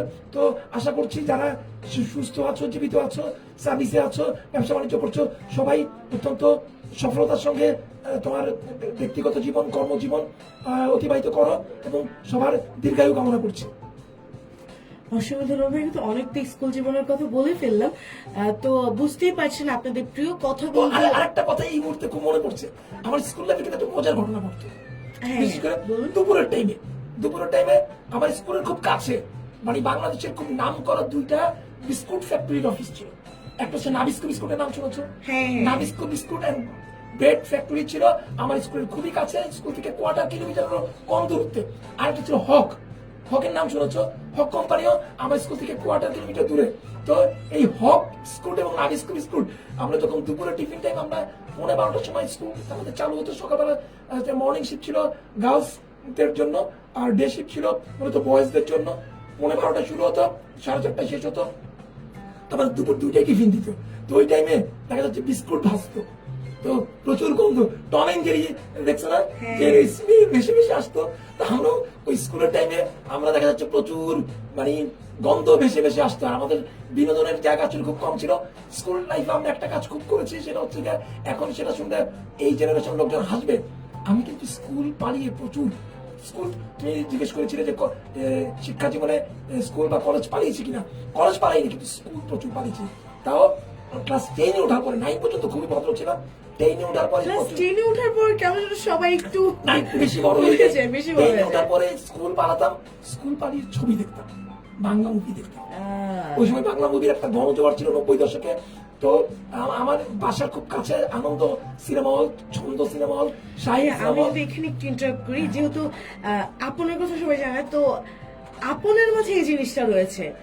ও কলেজ ফাঁকি দিয়ে আমাদের যে পান্না হল রয়েছে এখানে প্রচুর হলে যে মুভি দেখেছে, প্লাস আরো অনেক হল, ইভেন ও এখনো পারলে হলে যে মুভি দেখে। বাট হলে- আমার এই জিনিসটা কেমন হলে যেন গিয়ে পছন্দ মুভির হয়। একটা মজা আছে, যারা এই মজাটা পেয়েছে তাদেরকে নতুন করে বলার কিছুই নেই। আর আমাদের সময় বিনোদনের জায়গায় ছিল একমাত্র বিটিভি ছিল। পরবর্তীতে 90 দশকের শেষের দিকে এসে একবিংশ শতাব্দীর শুরুতে যখন 21 টিভি আসে, ইটিভি আসে, তো তারপর আমরা কিছু হয়তো টেলিভিশনের দর্শক আমাদের বেড়েছে।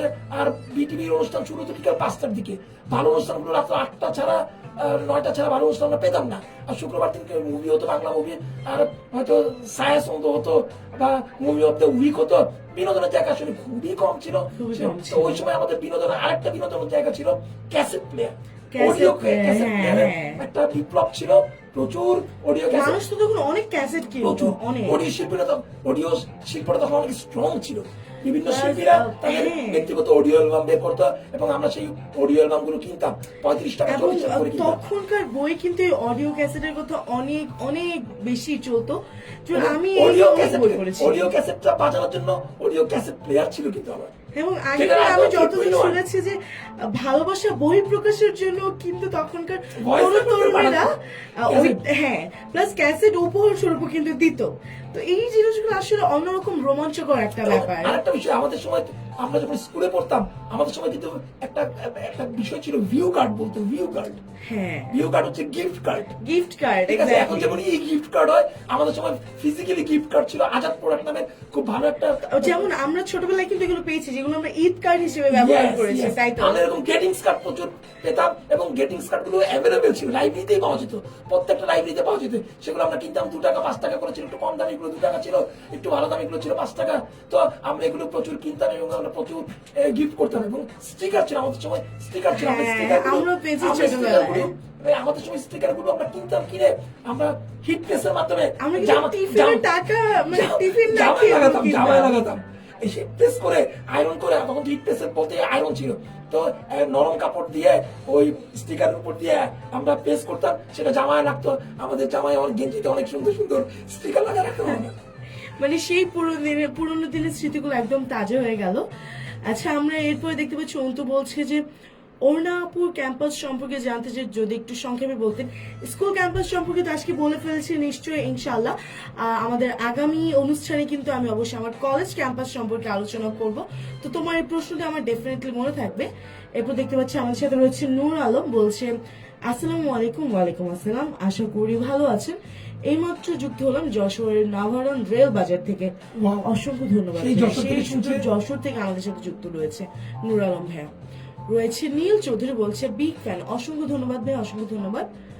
রয়েছে অন্তু বলছে আপনার কাছে ছোট্ট একটা প্রশ্ন, যেহেতু আমি হরগঙ্গা কলেজে আছি, সেখানকার ক্যাম্পাস সম্পর্কে কিছু জানতে চাই। যেহেতু আপনিও সর্বদা হবে বোধহয়। সর্বদা কলেজে আপনিও যেহেতু হরগঙ্গা কলেজে পড়াশোনা করেছেন, আসলে হরগঙ্গা কলেজে পড়াশোনার মান খুবই ভালো, যেহেতু তুমি এখনো হলো যে ইন্টারমিডিয়েট লেভেলে রয়েছো।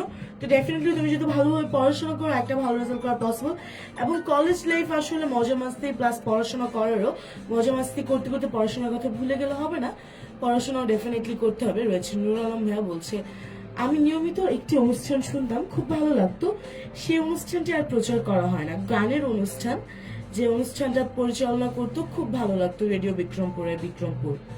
হয়তো গান ও আড্ডা প্রোগ্রামটির কথা বলছে। হ্যাঁ, নূর আলম, আপনাকে অসংখ্য ধন্যবাদ। আমাদের একটি অনুষ্ঠান ছিল গান ও আড্ডা। এই অনুষ্ঠানটি আমরা অনেক ব্র্যান্ডিং করেছি, যে কারণে আপনি হয়তো অনুষ্ঠানটি শুনেছেন। এই অনুষ্ঠানটি আসলে হয় কি, একটা অনুষ্ঠান আমরা অনেকদিন কন্টিনিউ করি না, আমরা দর্শকদের, আবার আপনারাই যখন বলেন যে এক অনুষ্ঠান আর কত কাজ শুনবো, শুনতে ভালো লাগে না। তো পজিটিভ হাইপ এবং নেগেটিভ হাইপ দুটাই থাকে, যে কারণে আমরা অনুষ্ঠানগুলোকে মাঝে মাঝেই দেখা যায় একটা সার্টেন পিরিয়ড আমরা কন্টিনিউ করে আমরা একটা ব্রেক দিই।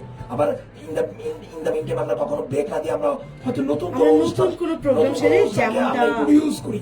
হ্যাঁ, যেমনটা আমার ক্যাম্পাস নিয়ে আমরা সাজিয়েছি। যেমন আমার ক্যাম্পাস আমরা কিন্তু দীর্ঘ সময় কিন্তু আমরা এটা কন্টিনিউ করিনি, কিন্তু এখন আবার একটা দীর্ঘ বিরতিতে আমার ক্যাম্পাস আমরা নতুন করে লঞ্চ করলাম। তো আশা করি আমার ক্যাম্পাসের পাশে থাকবেন। আশা করি আমার ক্যাম্পাস অনুষ্ঠানটি খুব সুন্দর একটি অনুষ্ঠান হবে এবং এই অনুষ্ঠান আপনাদেরকে যথেষ্ট বিনোদন দিবে বলে আমার বিশ্বাস। অসংখ্য ধন্যবাদ ভাইকে। এরপর দেখতে পাচ্ছি যে আমার সাথে রয়েছে অন্তু বলছে, দুজনকে একসাথে দেখে খুবই ভালো লাগলো। অসংখ্য ধন্যবাদ অন্তু, অসংখ্য ধন্যবাদ। রয়েছে Adnan Sakib, welcome to radio Bikram 99.7 Sakib আমার একজন নিয়মিত শ্রোতা এবং দর্শক। অসংখ্য ধন্যবাদ সাকিব প্রতিদিনের মতো যুক্ত হয়ে যাওয়ার জন্য। বলছে, হ্যালো অর্ণা আপু, হ্যালো, কেমন আছো এবং কোথা থেকে শুনছি একটু জানিয়ে দাও। এবং অনেকদিন বাদে আমাদের সেই চিরচেনা বিপ্লব ভাইয়া এবং আমাদের যে নিয়মিত যে আমাদের শ্রোতা এবং দর্শক ছিল, এভাবে বলা যায় রেডিও বিক্রমপুরের ডাই হার্ট ফ্যানের লিস্ট করা হয়, অবশ্যই 1-2 দিনের মধ্যে এই ইরফান আলী বিপ্লব ভাইয়ের নাম থাকবেই থাকবে একদম। এবং আরেকটি বিষয় তোমাকে একটু আমি জানাতে চাই এর মাধ্যমে আমাদের শ্রোতাদেরকে, ইরফান ভাই আগে জাতীয় টেলিভিশন ইনস্টিটিউটের কর্মকর্তা ছিলেন, তো রিসেন্টলি তিনি বদলি হয়ে তিনি এখন বাংলাদেশ বেতারে আছেন। ওয়াও, মানে শুভকামনা ভাই আপনার জন্য অবশ্যই।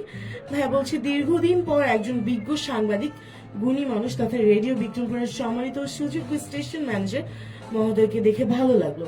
খুব ভালো লাগছে অনুষ্ঠানটি, আপনাদের আন্তরিক শুভেচ্ছা। অসংখ্য ধন্যবাদ। আমার খুব ভালো লাগছে আপনার নামটা যখন চোখের সামনে দেখি, খুব ভালো লাগে। মাঝে মাঝে আপনি ফোন দেন, ফোন দিয়ে মানে আমাদের একটু খোঁজ খবর নেন, খুব ভালো লাগে। আমি হয়তো ব্যস্ততার কারণে আপনাকে ফোন দিতে পারি না, কিন্তু আপনি কিন্তু ঠিকই সময় করে ফোন দেন। এই জন্য এই অনুষ্ঠানের মাধ্যমে শ্রোতাদেরকে জানাচ্ছি এবং আপনাকেও জানাচ্ছি অনেক অনেক কৃতজ্ঞতা। ভাই কিন্তু আরো বলছে যে আপনাদের দুজনের নানা স্মৃতিমধুর কথোপকথন শুনে সমৃদ্ধ হলাম। অসংখ্য ধন্যবাদ। আমাদের অনুষ্ঠানগুলো আরো বেশি করে শুনবেন, নতুন নতুন অনেক অনুষ্ঠান রেডিও বিক্রমপুর ইন্ট্রোডিউস করছে এবং কিছু কিছু অনুষ্ঠান ইন দ্য মিন টাইম আবার নতুন করে আপনারা দেখতে পাবেন। প্রত্যেকটা অনুষ্ঠানগুলো শুনবেন এবং সুন্দর সুন্দর কমেন্ট করবেন, আমাদের পাশে থাকবেন। এবং অবশ্যই কিন্তু আপনারা যারা আমাদের সাথে যুক্ত রয়েছে তারা কিন্তু সবসময় আমার ক্যাম্পাস শোনার জন্য প্রতি রবিবার সন্ধ্যে 7টায় যুক্ত হয়ে যাবেন আমাদের আমার সাথে। ক্যাম্পাস অনুষ্ঠান অনুষ্ঠিত হবে, অনুষ্ঠানের হোস্ট থাকবে অর্ণা। অনুষ্ঠানটি শুনবেন, আশা করি ভালো লাগবে ইনশাল্লাহ। তো এই যে এত সুন্দর করে কথা বলতে বলতে কখন যে সময় কেটে গেল আমরা আসলে বুঝতে পারি না। আমরা কিন্তু অলরেডি সময় পার করে ফেলেছি আড্ডা দিতে দিতে। ঘড়িকারে কিন্তু বলছে 8টা বেজে, মানে আমরা সময় কিন্তু পার করে ফেলেছি। তো যেহেতু শেষ সময়ের জন্য রয়েছে, আপনাদের সকলকে আমি আবারও বলছি আমার ক্যাম্পাস অনুষ্ঠানে আপনাদেরকে স্বাগতম। যারা যারা আসতে চান অবশ্যই আমার সাথে যোগাযোগ করবেন। এবং এমনও হতে পারে যে আমার নেক্সট প্রোগ্রামে আমাদের হট সিটে আপনি থাকছেন আমার পাশে। এই সুযোগ কিন্তু আপনার রয়েছে। হ্যাঁ, শুধু একটু কষ্ট করতে হবে, অর্ণার সাথে যোগাযোগ করতে হবে, পেয়ে যাবেন।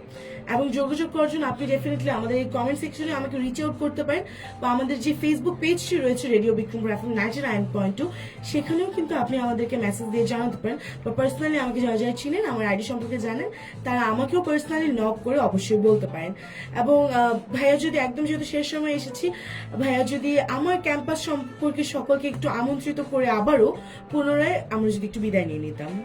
ধন্যবাদ অর্ণা। অনুষ্ঠান আসলে শেষ পর্যায়ে আমরা আছি, তো নতুন করে বলার কিছু নেই। ইন দ্য মিটিং আমরা বেশ কয়েকবার বলেছি, এই অনুষ্ঠান আমার ক্যাম্পাস অনুষ্ঠান হচ্ছে আপনার অনুষ্ঠান। আপনি এই অনুষ্ঠানের জন্য আমন্ত্রিত, এখন থেকে আমন্ত্রিত। আমরা অপেক্ষায় আছি আপনি কবে আসবেন, কখন আসবেন। আমরা কিন্তু আপনার অপেক্ষায় রয়েছি। শুধু একটু কমিউনিকেশন করতে হবে, আমাদের হোস্ট অর্ণা আছে তার সঙ্গে একটু যোগাযোগ রাখতে হবে। এবং অর্ণা অবশ্যই প্রতি সপ্তাহে যেহেতু একটি করে অনুষ্ঠান, আমরা চেষ্টা করবো অনুষ্ঠানে যদি আপনাদের ব্যাপক সফলতা পাই, এটা হয়তো আমরা সপ্তাহে 2-3টা অনুষ্ঠান করার চেষ্টা করবো। কিন্তু প্রাথমিক অবস্থাতে আমরা সপ্তাহে একটা অনুষ্ঠান করছি, অতএব একটা অনুষ্ঠান মানে মাসে 4টার বেশি অনুষ্ঠান করা আমাদের পক্ষে সম্ভব হবে না। অবশ্যই এখনই অন্যার সঙ্গে যোগাযোগ করুন। আপনাদের ব্যাপক সারা পেয়ে অনুষ্ঠানটা আমরা হয়তো আরো বেশি পর্ব কন্টিনিউ করবো, কিন্তু আপাতত একটি পর্বই প্রতি সপ্তাহে থাকছে। অতএব দেরি না করে ওনার সাথে যোগাযোগ অব্যাহত রাখুন। অসংখ্য ধন্যবাদ। এবং ভাইয়া কিন্তু ইতিমধ্যে আমাদের জানেন। ভাইয়া এবার যদি একটু আমাদের শ্রোতা বন্ধু এবং দর্শক বন্ধুর কাছ থেকে বিদায় নিয়ে নিতেন। ও শ্রোতা বন্ধুরা আসলে সবসময় হৃদয়ের গভীরে অবস্থান করে, শ্রোতা বন্ধুদের কাছ থেকে বিদায় নেওয়াটা একটু খুব কষ্টকর, তারপরে বিদায় যেহেতু নিতে হয় এটাই আসলে ফর্মালিটি। তো শ্রোতা বন্ধুরা আপনারা রেডিও বিক্রমপুরের পাশে থাকবেন, সবসময় রেডিও বিক্রমপুর শুনবেন। রেডিও বিক্রমপুর কিন্তু এখন অনেক কলবরে নতুন নতুন অনুষ্ঠান ইন্ট্রোডিউস করেছে। আমরা এখন সপ্তাহে আমাদের 28টা প্রোগ্রামও কিন্তু আমরা এখন কন্টিনিউ করছি। আমাদের একটি প্রোগ্রাম হয় নতুন মাত্রা, অনুষ্ঠানটা প্রতিদিন শুনবেন। একটু পরে নতুন মাত্রা শুরু হয়ে যাবে, নতুন মাত্রা পরপরই আমাদের থাকবে স্বাস্থ্য কথা, অনুষ্ঠানটাও শুনবেন। এছাড়া সাপ্তাহিক অনুষ্ঠান রয়েছে, প্রতিদিনই দুটা তিনটা করে অনুষ্ঠান রয়েছে, প্রত্যেকটা অনুষ্ঠান শুনবেন, আপনাদের মতামত জানাবেন এবং আমাদের পাশে থাকবেন। ধন্যবাদ। অসংখ্য ধন্যবাদ আমাদের স্টেশন ম্যানেজার আলু হোসেন খান শিবলি ভাইয়াকে। আজকের এই জমজমাট আড্ডা শেষে আমার ক্যাম্পাস থেকে কিন্তু বিদায় নিয়ে নিল ভাইয়া, এবং এবার কিন্তু বিদায় নিয়ে নেওয়ার পালা আমারও। তবে এই বিদায় কিন্তু চিরবিদায় হবে না। আমার ক্যাম্পাস মানেই যে শুধু পড়ালেখা এমন কিন্তু নয়, পড়ালেখা বাদেও বিভিন্ন যে আনাচে কানাচে ছুটে যাওয়া সেই পুরনো সেই সুন্দর গল্পগুলোকে তুলে ধরার জন্যই কিন্তু আমরা প্রতি রবিবার ঠিক সন্ধ্যে 7টায় আমার ক্যাম্পাস নিয়ে নিয়মিত হাজির হয়ে যাব। তো আপনারা অবশ্যই অবশ্যই অবশ্যই মিস করবেন না, আমাদের সাথে যুক্ত হয়ে যাবেন। তো আজকের মতো আসলে আমার ক্যাম্পাস থেকে আমাকে এখানেই বিদায় নিয়ে নিতে হচ্ছে। তবে এই বিদায় কিন্তু চিরবিদায় হবে না, আমি আবার আপনাদের সাথে দেখা হয়ে যাবে আমার ঠিক সন্ধ্যা 7টায় মঙ্গলবার প্রচেষ্টা প্রোগ্রাম নিয়ে। ততক্ষণ পর্যন্ত ভালো থাকুন, সুস্থ থাকুন, নিজের অনেক অনেক অনেক বেশি খেয়াল রাখুন। সকলের সুস্থতা এবং ভালোবাসা কামনা করে আজকের মতো আপনার প্রিয় কথা বন্ধু অর্ণা এখানে বিদায় নিয়ে নিচ্ছে। ভালো থাকুন সকলে এবং শুনতে থাকুন ঢাকা বিভাগের একমাত্র কমিউনিটি রেডিও স্টেশন এবং বিক্রমপুরের একমাত্র ইলেকট্রনিক মিডিয়া প্রাণের কথা মনের সুর রেডিও বিক্রমপুর 99.2 FM। অসংখ্য ধন্যবাদ যারা যারা আমার সাথে যুক্ত ছিলেন। আজকের মতো এখানেই, ভালো থাকুন সকলে। আসসালামু আলাইকুম। আসসালাম।